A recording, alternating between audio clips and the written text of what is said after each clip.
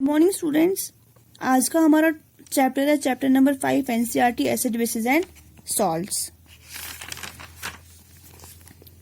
तो सबसे पहले हमने इसमें क्या पढ़ना है, हमने पढ़ना है प्रॉपर्टीज ऑफ एसिड्स।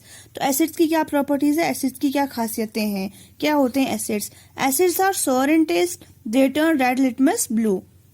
एसिड जो है वो क्या होते हैं, वो जो है खट्टे होते हैं। जब हम उनको टेस्ट करेंगे तो वो आपको सौर लगेंगे, खट्टे लगेंगे। और वो क्या करते हैं, जो ब्लू लिटमस पेपर होता है उसको जो है जब हम एसिड के कांटेक्ट में एक ब्लू लिटमस पेपर को लाएंगे तो वो रेड हो जाएगा। और वो क्या करते हैं एसिड, जब हम उनको किसी एक्वस सोल्यूशन में डिसॉल्व करते हैं वो hydronium ion H positive ion जो है वो लिबरेट करेंगे उस सोल्यूशन में। H पॉजिटिव आयंस क्या होते हैं, हाइड्रोजन आयन या हाइड्रोनियम आयंस। तो एक्वस सोल्यूशन क्या होता है, एक्वस सोल्यूशन एक ऐसा सोल्यूशन होता है जिसमें जो है वाटर को एज अ सॉल्वेंट हमने यूज किया है, यानी हमने वाटर को जो है वो एक सॉल्वेंट के तौर पे सॉल्वेंट की हैसियत से यूज किया है, वो होता है एक्वस सोल्यूशन।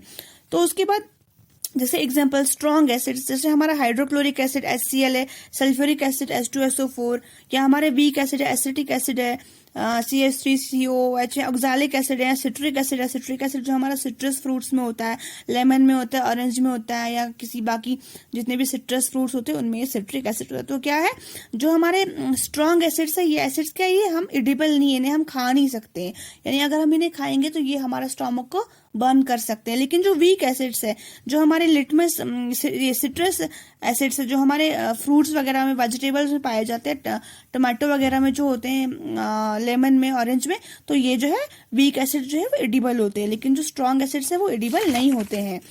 तो हमारे पास टू टाइप्स ऑफ एसिड्स है, concentrated acids and dilute acids. Concentrated acids कौन से होते हैं, जिनमें एसिड ज्यादा क्वांटिटी में होता है एंड वाटर कम क्वांटिटी में होता है।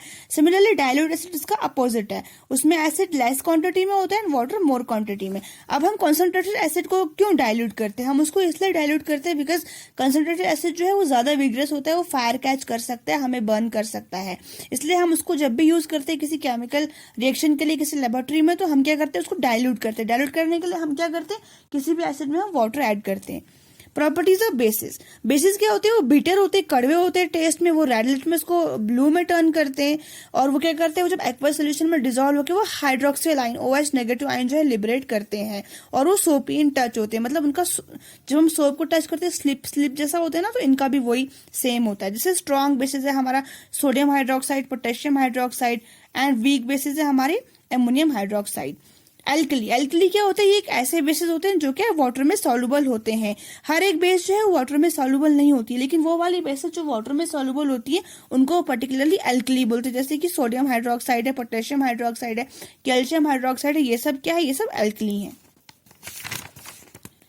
अब हमारा नेक्स्ट टॉपिक है indicator and its types. Indicator क्या होते हैं, इंडिकेटर ऐसे सबस्टांस होते हैं जिनको हम किसी दूसरे सबस्टांस की कांटेक्ट में लाएंगे तो वो या तो अपना कलर चेंज करते हैं या तो अपनी स्मेल चेंज करते हैं।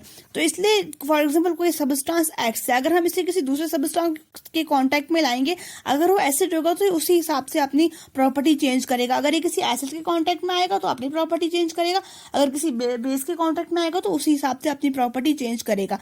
तो इंडिकेटर की नीड हमें क्यों, इंडिकेटर की नीड इसलिए हमें होती है बिकॉज हम किसी भी एसिड या बेस को जो है उसका टेस्ट नहीं कर सकते, बिकॉज वो हमें बर्न कर सकता है, हमें चोट पहुंचा सकता है। इसलिए हमें अगर कोई सबस्टांस को चेक करना है कि whether this substance is an acid और a base, we are going to use the indicator. तो इंडिकेटर क्या होते हैं, ऐसे सबस्टांस होते हैं जिनको हम ये चेक करने के लिए यूज करते हैं कि जो सबस्टांस एक्स है वो एसिड है या बेस है।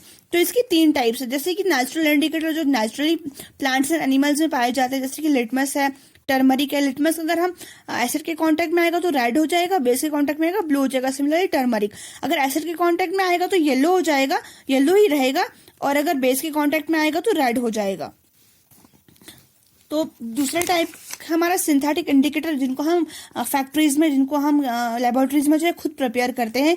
इनमें जो है मिथिलीन ऑरेंज है, फिनोफ्थलीन है। मिथिलीन ऑरेंज अगर एसिड के कांटेक्ट में आएगा रेड हो जाएगा, बेस के कांटेक्ट में आएगा येलो हो जाएगा। सिमिलरली फिनोफ्थलीन जो है अगर एसिड के कांटेक्ट में आएगा कलरलेस हो जाएगा, और बेस के कांटेक्ट में आएगा तो वायलेट कलर देगा।